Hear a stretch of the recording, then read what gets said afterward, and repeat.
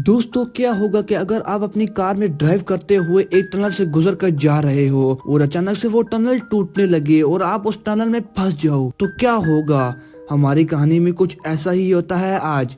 तो हमारी कहानी की शुरुआत होती है विक्टिम नाम के एक आदमी को दिखाते हुए, जो कि पेट्रोल पंप पे रुका हुआ है और वो पेट्रोल पंप में काम करने वाले वर्कर को हाफ टैंक भरने को कहता है, लेकिन वो वर्कर भूलकर फुल टैंक कर देता है, जिसकी वजह से विक्टिम गुस्से में आ जाता है और वर्कर से कहता है कि मैं तो आधे टैंक के ही पैसे दूंगा। इतना ये क्या ही रहा होता है कि तभी पेट्रोल पंप का मालिक आ जाता है और वो सारे मामले को संभाल लेता है। वो विक्टिम से पैसे भी नहीं लेता पेट्रोल के और उसे 2 बोतल पानी की भी देता है। अब विक्टिम अपने काम पर निकल जाता है। रास्ते में इसे अपनी बीवी की कॉल आती है, जो उसे कहती है कि जल्दी से घर आ जाओ, तुम्हें पता नहीं है रूबी तुम्हारा वेट कर रही है। दरअसल विक्टिम का एक परिवार होता है और आज उसकी बेटी की बर्थडे होती है। विक्टिम की वाइफ बोलती है कि तुम्हारी बेटी को गिफ्ट में एक पेट डॉग चाहिए। जवाब में विक्टिम कहता है कि नहीं, घर में इसी के ही बाल हो जाएंगे। फिर विक्टिम कॉल काट देता है और अपनी बेटी को कोई अच्छा सा गिफ्ट देने के बारे में सोचते हुए ड्राइव करने लगता है और अपने काम की तरफ निकल जाता है। विक्टिम दरअसल एक कार डीलर कंपनी में काम करता है और वो जिस कार में बैठा हुआ है वो भी किसी और की है और वो इसे डिलीवर करने जा रहा होता है। ड्राइव करते हुए वो एक नई टनल से गुजर रहा होता है कि अचानक से उस टनल की लाइट्स ऑन ऑफ होने लगती हैं और ऐसा लग रहा था कि जैसे कोई टनल को तोड़ रहा हो, लेकिन वो इसे इग्नोर करते हुए आगे बढ़ने लगता है और यहीं पर इससे सबसे बड़ी गलती हो जाती है और कुछ ही आगे जाने पर टनल कोलैप्स होने लगती है और विक्टिम को एक मौका भी नहीं मिलता वापस जाने का और तभी टनल का एक बहुत बड़ा हिस्सा विक्टिम की कार के ऊपर आकर गिर जाता है और वो इसी के अंदर फंस जाता है। जब इसको होश आता है तो ये देखता है कि इसके आसपास टनल का मलबा पड़ा हुआ है। वो कार में था इसलिए बच गया, नहीं तो उसकी जान भी चली जाती। और विक्टिम की कार के सामने बहुत बड़ा फैन गिरा होता है और यहाँ से इसकी सर्वाइवल जिंदगी की शुरुआत होती है। विक्टिम बहुत ही घबरा जाता है, ये क्या हो गया।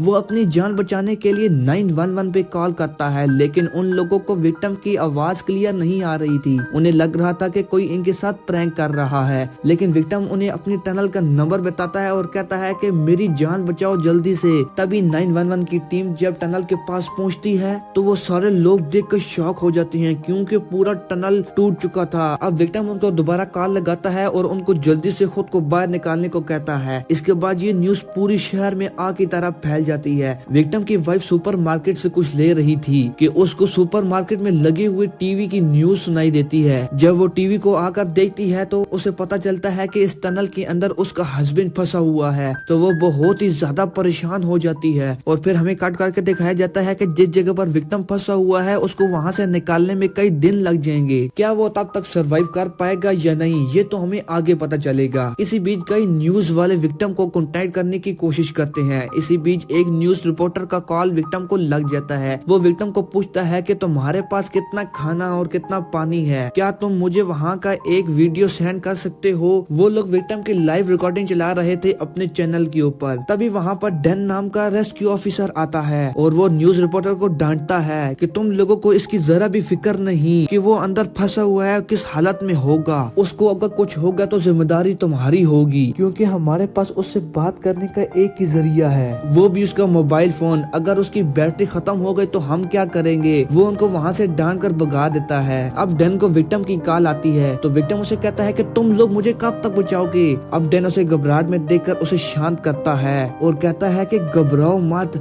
हम तुम्हें बचा लेंगे। अब तुम बस मेरे कुछ सवालों के जवाब दे दो। आप टनल के किस लोकेशन पर हैं, यानी कि आप टनल के कितने अंदर हैं। विक्टिम कहता है कि मैं आधे हिस्से से ज्यादा अंदर हूँ। इसके बाद डैन पूछता है कि तुम्हारे पास फोन की कितनी बैटरी बची हुई है, तो वो कहता है कि 75%। डैन कहता है कि अच्छा, हम लोग तुम्हें दिन में बस एक दफा ही कॉल करेंगे, वो भी दिन 12 बजे, ताकि तुम्हारे मोबाइल फोन की बैटरी खत्म ना हो जाए। और हाँ, तुम्हारे पास कितना खाना और कितना पानी है। तो विक्टिम बोलता है कि मेरे पास 2 बोतल पानी और एक केक का डब्बा है। डैन कहता है कि केक जल्दी से खा लो, नहीं तो वो खराब हो जाएगा और पानी को कम से कम 7 दिन तक चलाना है। अब वो कॉल काट देता है और विक्टिम के बताए हुए लोकेशन को एक मैप पर मार्क करता है। हमें डैन की बातों से लग रहा था कि विक्टिम को टनल से बाहर निकालने में बहुत वक्त लगने वाला है और कुछ देर के बाद विक्टिम को अपनी वाइफ की कॉल आती है, तो वो कहती है कि हमारी बेटी तुम्हें मिस कर रही है और मैंने तुम्हारे बारे में इसको कुछ भी नहीं बताया, पर तुम इससे एक बार बात कर लो। अब विक्टिम इससे बात करता है जिससे वो बहुत ही इमोशनल हो जाता है। जेन उसको हौसला देती है और कहती है कि हम लोग तुम्हें बचा लेंगे और हाँ, मैं रूबी को उसकी नानी के घर छोड़ने जा रही हूँ। अब विक्टिम कार के पीछे वाली सीट पर सो जाता है क्योंकि वो जितना जगता रहेगा उसकी उतनी ही एनर्जी वेस्ट होगी।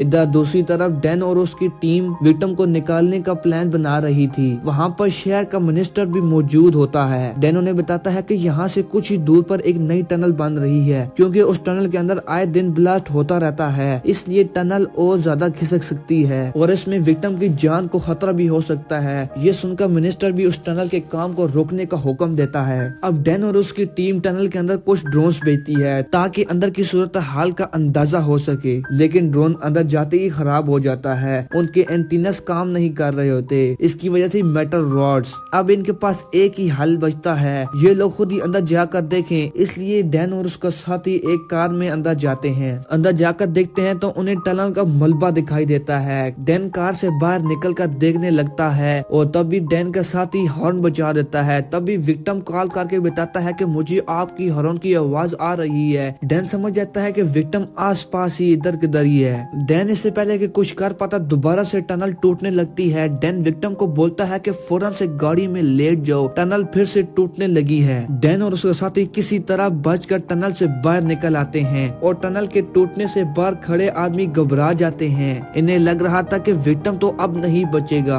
अब डैन को अंदाजा हो चुका था कि टनल के अंदर कितना ज्यादा खतरा है। वो फौरन विक्टिम को कॉल लगाता है कि क्या वो सेफ है। अब हमें कट करके दिखाया जाता है कि विक्टिम पूरी तरह मिट्टी से भरा हुआ है, लेकिन उसकी किस्मत अच्छी थी कि वो अभी भी जिंदा था। लेकिन टनल अब ज्यादा ब्लॉक हो चुकी थी और विक्टिम का बाहर निकलना और मुश्किल हो चुका था। अब कुछ देर के बाद उसकी बात जुआन से होती है जो कि टनल के बाहर खड़ी हुई थी। विक्टिम अभी भी जिंदा है, ये सुनकर उसकी सांस में सांस आती है। इसी दौरान जेन मिनिस्टर से पूछती है कि मेरे हस्बैंड को कब तक टनल से बाहर निकाला जाएगा, लेकिन मिनिस्टर तो फोटो क्लिक करवाने में मसरूफ होता है और वो इसके किसी भी सवाल का जवाब नहीं देता और वहाँ से चला जाता है। ऐसे ही चलते चलते 3 दिन गुजर जाते हैं और विक्टिम अपनी बेटी के बर्थडे केक खाकर ही जिंदा था। उसकी किस्मत अच्छी थी कि उस पेट्रोल पंप वाले ने इसको 2 बोतल पानी की दे दी थी, जिसकी वजह से इसकी अभी तक जान बची हुई है। ऐसे ही चलते हुए विक्टिम को कार की बैक सीट पर बने हुए एक बॉक्स के अंदर कुछ सामान मिलता है, जैसे कि टॉर्च, चाकू और कुछ दवाइयाँ वगैरह जो इसे आगे काम आने वाले थे। लेकिन तभी उसे एक आवाज सुनाई देती है। ये आवाज सुनकर वो काफी डर जाता है और उसकी हवा टाइट हो जाती है। वो टॉर्च लगाकर देखता है तो वहाँ पर एक डॉग होता है। उसे ये देखकर थोड़ी सी राहत मिलती है कि चलो मैं यहाँ पर अकेला तो नहीं हूँ। विक्टिम अब उस डॉग को आवाज देने लगता है कि हे डॉग, यहाँ पर आ जाओ। तभी उसे एक लड़की की आवाज सुनाई देती है। वो आवाज उस बड़े से फैन के दूसरी साइड से आ रही होती है। वो बड़ी ही मुश्किल से फैन के दूसरी साइड पर जाकर देखता है तो उसे वहाँ एक कार में लिजी नाम की एक लड़की नजर आती है और उसकी टांगों पर बहुत बड़ा पत्थर गिरा हुआ था, जिसकी वजह से वो हिल डुल नहीं सकती थी। लिजी विक्टिम को देखकर बोलती है कि हमारे साथ क्या हो गया है, हम क्या बच पाएंगे, हमें बाहर निकाल लिया जाएगा। वो कहता है कि हाँ जरूर, क्यों नहीं, पूरे शहर के लोग लगे हुए हमें इस टनल से बाहर निकालने में। फिर विक्टिम से लिजी पानी मांगती है। विक्टिम के पास पहले ही पानी बहुत कम होता है, अगर उसने ये पानी लिजी को दे दिया तो वो खुद प्यास से मर जाएगा। लेकिन विक्टिम बहुत अच्छे दिल का होता है, वो बिना सोचे समझे लिजी को पानी पिला देता है। दोस्तों, अभी भी इस दुनिया में अच्छे लोग जिंदा हैं। इसके बाद लिजी विक्टिम को कॉल करने को कहती है उसकी मॉम को। लिजी अपनी मॉम को कहती है कि मॉम, मैं टनल में फंस गई हूँ, लेकिन मेरे साथ एक सर है, वो सर कह रहा है कि हम कुछ ही दिनों में यहाँ से बाहर निकल जाएंगे। मॉम, आप टेंशन मत लेना, मैं जल्दी ही बाहर आ जाऊंगी। फिर लिजी अपनी मॉम की बात विक्टिम से कराती है। लिजी की मॉम कहती है कि प्लीज मेरी बेटी का ख्याल रखना। विक्टिम उसकी बेटी को बचाने का वादा कर लेता है कि आंटी बेफिक्र हो जाओ, मैं इसको बचाऊंगा। फिर लिजी उसे अपने कार में जाने को कहती है क्योंकि वो थोड़ी देर सोना चाहती थी। विक्टिम भी अपने कार में आकर बैक सीट में सो जाता है। जब विक्टिम की आँख खुलती है तो वो देखता है कि लिजी के डॉग ने उसका सारा केक खा लिया होता है जो उसने अपनी बेटी के लिए रखा हुआ था। विक्टिम को बहुत ही गुस्सा आता है, लेकिन वो उसे कुछ नहीं कहता। जेन भी टनल के बाहर विक्टिम का इंतजार कर रही होती है। विक्टिम अब बाहर निकलेगा, विक्टिम अब बाहर निकलेगा। फिर लिजी की आवाज विक्टिम को सुनाई देती है। विक्टिम जाकर देखता है कि लिजी की हालत बहुत ही खराब है और लिजी के टांगों पर जो पत्थर पड़ा हुआ है अब उसे वो को तकलीफ दे रहा है और उसे सांस लेने में भी तकलीफ हो रही है। लिजी फिर विक्टिम से पानी मांगती है। विक्टिम पानी लेने के लिए जाता है और जब तक वो वापस आता है तब तक लिजी अपना दम तोड़ चुकी थी। वो उसे आवाज लगाता है कि देखो मेरे साथ प्रैंक मत करो। लिजी की हलचल न होने की वजह से विक्टिम समझ जाता है कि अब लिजी इस दुनिया में नहीं रही। विक्टिम बहुत ही उदास हो जाता है और उसके टांगों पर पड़े हुए पत्थर को अपनी पूरी ताकत से हटाता है और देखता है कि एक लोहे का सरिया लिजी के अंदर घुस चुका था, जिसकी वजह से उसकी जान चली गई। अब विक्टिम को लग रहा था कि वो भी नहीं बच पाएगा। अब विक्टिम डैन को कॉल करता है और उससे कहता है कि कब तक मुझे यहाँ से बचाओगे, मुझे बचा लो, मेरे पास पानी भी खत्म हो चुका है, क्या तुम लोग मुझे बचा लो के सच सच बता दो। डैन कहता है कि हम तुम्हें बचा लेंगे और अब तुम्हें सरवाइव करने के लिए अपना यूरिन पीना होगा, तभी तुम सरवाइव कर पाओगे। फिर विक्टिम कहता है कि मुझे कब तक यहाँ से बाहर निकालोगे, बाग को घुमाओ मत। तो डैन कहता है कि बस हम तुम्हें बाहर निकाल ही लेंगे। और हमें दिखाया जाता है कि ड्रिलिंग का काम दोनों तरफ से तेजी से हो रहा था, एक वहाँ से जहाँ से विक्टिम ने अपनी लोकेशन बताई थी और एक टनल के दूसरी इंटरेस्ट से। इसी तरह चलते चलते 23 दिन गुजर जाते हैं और अब शहर में तेज बर्फ पड़ने शुरू हो गई थी।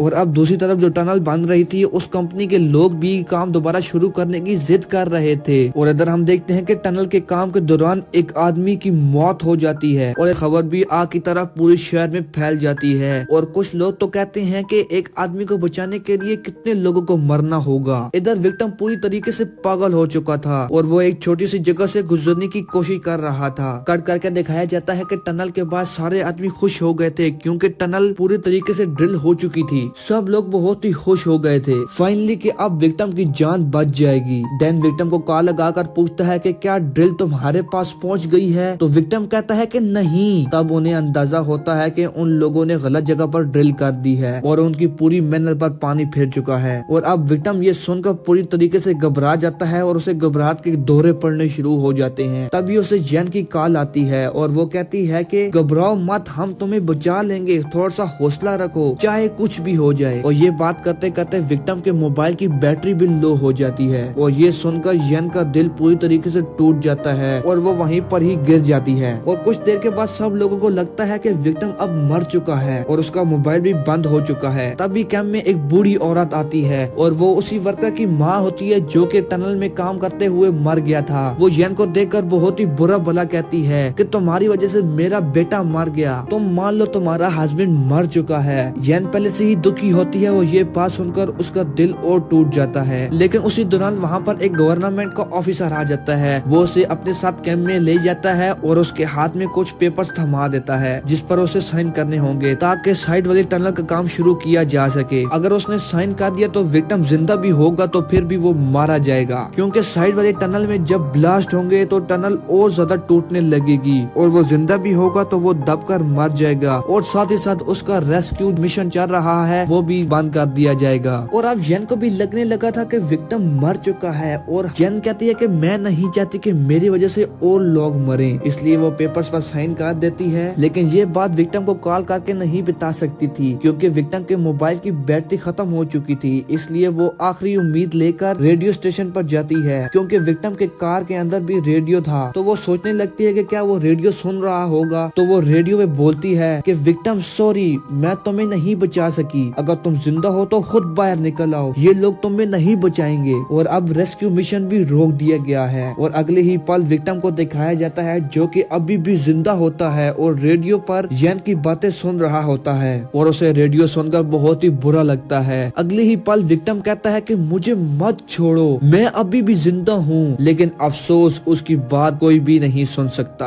अब तो विक्टिम को खुद ही कुछ करना होगा अपनी जान बचाने के लिए, वरना वो यहीं पर दब के मर जाएगा। और अब हमें डैन को दिखाया जाता है जो कि इतनी जल्दी हार मानने वालों में से नहीं होता। वो ड्रिल मशीन की मदद से नीचे चला जाता है और उसके हाथ में रेडियो फ्रिक्वेंसी फोन होता है ताकि वो नीचे जाकर विक्टिम की फ्रिक्वेंसी को सुन सके। अगर वो जिंदा हुआ तो लोग उसे किसी न किसी तरह से बचा लेंगे। इधर विक्टिम एक छोटी सी जगह से गुजरने की कोशिश कर रहा होता है। इसी बीच वहाँ पर दूसरी टनल में ब्लास्ट होना शुरू हो जाते हैं और डैन को फौरी तौर पर वहाँ से खींच लिया जाता है। लेकिन इसी दौरान उसका माइक्रोफोन नीचे ही छूट जाता है। वहीं नीचे विक्टिम कार के हॉर्न्स को जोर जोर से बजाने लगता है क्योंकि वो पूरे तरीके से मलबे में दबता जा रहा था। लेकिन तभी चमत्कार होता है, जो माइक्रोफोन नीचे छूट गया था उसकी मदद से डैन विक्टिम के कार के हॉर्न की आवाज सुन लेता है और फिर क्या होता है दोस्तों, फौरन दूसरी टनल के कंस्ट्रक्शन को रोक दिया जाता है, ब्लास्ट होने बंद हो जाते हैं और सभी लोग में एक नई उम्मीद जाग जाती है कि डैन अभी भी जिंदा है। फिर हमें काट करके दिखाया जाता है कि फाइनली 35 दिन के बाद डैन की टीम विक्टिम तक पहुंच जाती है इंट्रस्ट के जरिए। विक्टिम उन्हें मिल जाता है और सभी लोग उन्हें बाहर ले आते हैं और उस लड़की का डॉग भी अभी तक जिंदा होता है और उसे भी रेस्क्यू कर लिया जाता है। और टनल के बाहर पूरे शहर की भीड़ जमा हुई होती है विक्टिम की एक झलक देखने के लिए और जन उसी भीड़ में विक्टिम को गले लगाकर उससे माफी मांगती है क्योंकि उसने उसे